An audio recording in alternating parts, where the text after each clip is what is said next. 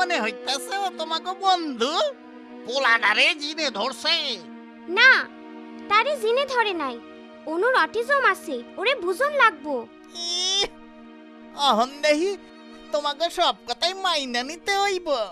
মিঠু, মিঠু, এই দোকানদারের এই জিনে ধরছে।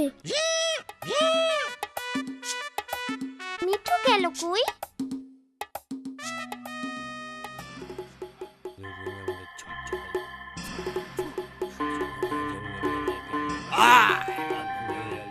যা হুশ হুশ, যা যা যা, দূরে যা, দূরে যা, হুশ হুশ। কি?